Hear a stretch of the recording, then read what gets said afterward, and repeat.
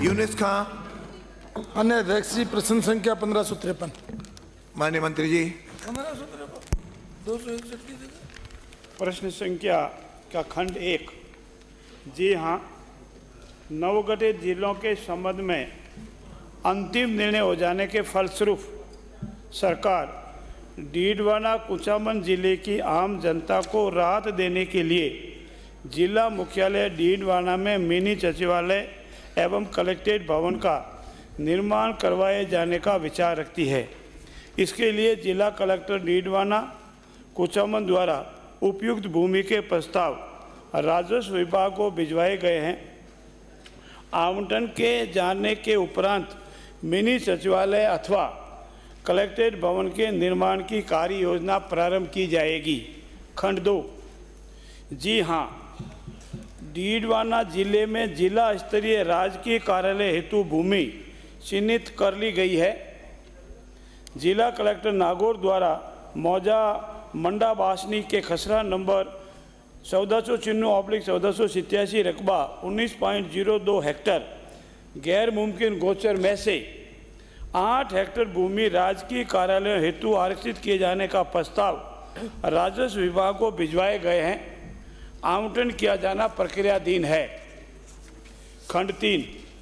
नवगठित जिला मुख्यालय डीडवाना में 26 जिला स्तरीय कार्यालय स्वीकृत नहीं होने के कारण उनका संचालन किया जाना शेष है। बाकी सबका हो रहा है, जिसकी लिस्ट परिशेष अ पर अवलोकनीय है। उक्त कार्यालय का संचालन संबंधित विभाग द्वारा स्वीकृति उपरांत किया जाएगा। धन्यवाद। माननीय अध्यक्ष माननीय सदस्य। माननीय अध्यक्ष जी, आपके माध्यम से सबसे पहले तो मैं वर्तमान मुख्यमंत्री श्रीमान भजनलाल जी को धन्यवाद दूंगा कि हमारा डीडवाना जिला बरकरार रखा। लेकिन हमारे पूर्व मुख्यमंत्री श्रद्धेय भैरू सिंह जी शेखावत के समय ये शुरू हुआ और वसुंधरा जी के द्वारा ये प्रक्रिया लगातार चलती रही और आज हमारे डीडवाना में लगभग करीब भूमि और भवन सब कार्यालयों के हैं। मिनी सचिवालय का भी प्रोसीजर 2017 में शुरू हुआ था माननीय अध्यक्ष जी, और वो पत्रावली में जो ज़मीन है गोचर की, उसके बदले हमने वन विभाग की ज़मीन ली, वन विभाग को दे दी एक पंचायत की ज़मीन, और वो प्रक्रिया भी पूरी हो गई और वो ज़मीन का खाली नामांतरण नहीं हुआ। सरकार बदल गई और 22 होकर के भूमाफियाओं को फायदा देने के लिए हमारा जो उस समय पैसा स्वीकृत था। प्रश्न पूछो।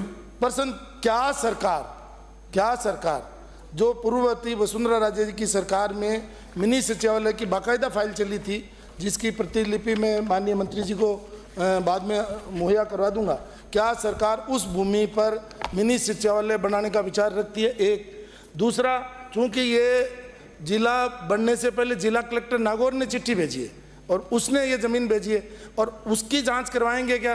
क्योंकि वो पैसा एक तरीके से फिजूल में ऐसी जगह खर्च कर दिया गया जहां शराब की दुकानें खुली हुई हैं, शहर से 7 किलोमीटर दूर है। और तो क्या सरकार उसकी जांच करवाएगी? और क्या जो पहले माननीय वसुंधरा जी के शासन में मिनी सचिवालय की पत्रावली लगभग फाइनल स्टेज पे आ गई थी और 28 करोड़ रुपये सैंक्शन भी हो गए, उसकी प्रथम किस्त 6 करोड़ 51 लाख रुपए आ भी गई, क्या उस की जांच करवा करके उस जमीन पर मिनी सचिवालय बनाने का विचार रखती है? माननीय मंत्री जी। माननीय अध्यक्ष महोदय, माननीय सदस्य ने एक विषय रखा है कि पूर्ववर्ती सरकार ने एक ज़मीन का आइडेंटिफिकेशन किया था और पूर्ववर्ती सरकार ने उसके लिए फंड भी स्वीकृत किया था और काफ़ी स्टेज तक आगे पहुंच गया था।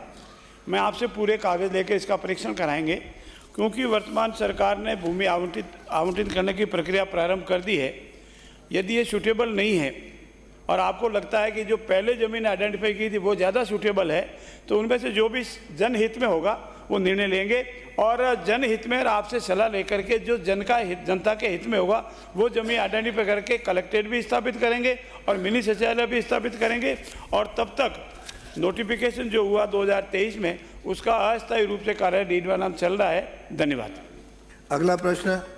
बस सप्लीमेंट्री एक और। पूछिए। माननीय अध्यक्ष, मैं मंत्री जी को धन्यवाद दूंगा और आपके माध्यम से आग्रह करूंगा कि हमारे पास 580 बीघा जमीन और है, इसके अलावा भी राज्य सरकार की पड़ी है, 3 जगह जमीन पड़ी है, जनहित में जो हो उसमें कोई, बस मैं ये एक निवेदन कर दूं, क्या सरकार कमेटी बना करके उनका परीक्षण करवाना चाहेगी? बस इतना सही से। माननीय मंत्री जी। सरकार के अधिकारी जिला कलेक्टर से लगा करके सभी सक्षम हैं। हम जनहित में जो भी होगा और जिन जनप्रतिनिधियों की सलाह लेनी आवश्यक होगी उन जनप्रतिनिधियों की सलाह जरूर लेंगे, लेकिन सरकार के अधिकारी, वरिष्ठ अधिकारी इसमें परीक्षण करके जनहित में जो भी निर्णय होगा वो जरूर करेंगे। धन्यवाद।